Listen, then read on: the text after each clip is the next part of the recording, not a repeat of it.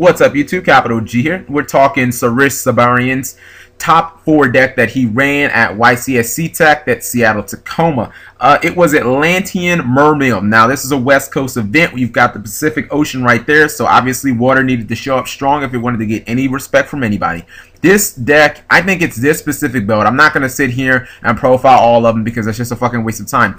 This deck is absolutely scary. Everybody knows the offensive prowess that Atlantean Mermail has, but I think that it's Sorosh's build that is just, oh my goodness, it makes me quake with fear. Okay, so his deck, we're going to go and start with 3 Genix Undines. You're probably going to run 2 copies of Genix Controller with that because you have to search those as a cost, to pay the cost, excuse me.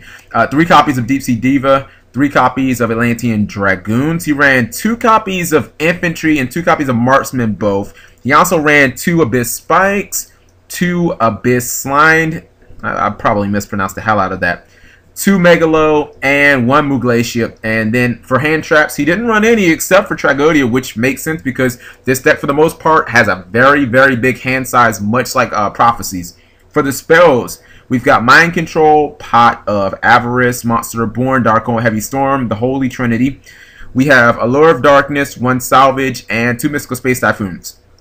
3 copies of Spirit Water Arc, 2 Torrential Tribute, and 2 Abyss Spear. Let's start with the elephant in the room. 3 copies of Spirit Water Arc. This is what makes this deck effing scary because you got to think about this. Let's say he starts off with this simple Genix Undine play. Billy Brink opened with it all 3 games. That was crazy, right? So he's already going to go +2, right? But if he sets this and activates Spirit Water Arc, I mean, he has 6 cards in his hand. He's going to get rid of anything that you could potentially throw at him that's going to hurt him. If you've got the Rabbit in hand, if you've got Macrocosmos in hand, if you have Drag Down or whatever your best power card is, it's gone. And the thing is, it activates with every single monster in his entire deck except for 4 of them.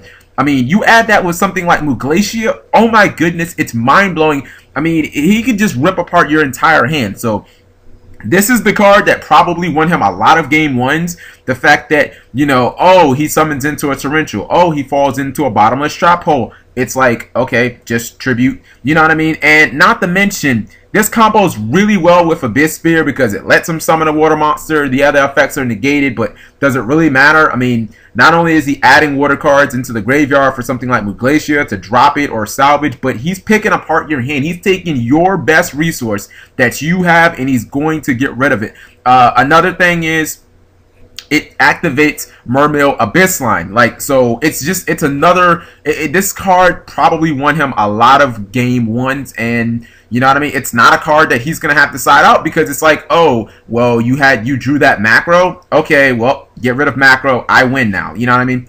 Another thing that I think is starting to make this deck extremely scary is the fact that it's running Mind Control. Mind Control not just because the deck runs tuners, but to get rid of the problem cards. Like, I had somebody do this on me on DN. He Mind Controlled my Doka, then summoned Diva, or, you know, you can summon pretty much any monster that activates the effect, and then he used Doka to negate, and then he used Doka to negate Doka's negate, killing Doka, and then he just activated his effect and just proceeded to absolutely wreck me, and I was just like, oh my goodness, I'm done.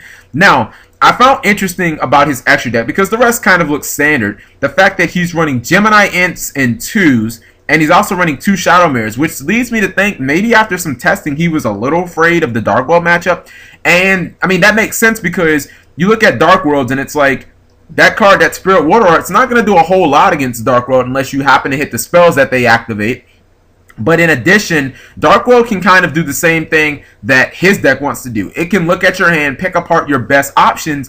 The thing about Dark World is, you know, once Dark World gets Grapha on the field, this deck doesn't really have a good answer for a card like Grapha. Muglacia is not going to do a damn thing against Dark World, but lose you the game quicker. So I'm looking at this and I'm thinking maybe the Dark World matchup was a bit of a problem, but Atlanteans definitely look like a deck that is here to stay for a while, and things are going to get really, really scary if people start playing Spirit Water Art because it's going to almost, it's going to feel like, remember when Trap Dust Shoot was legal and it's just like, oh, he opened with it? I guess I lose now. You know what I mean?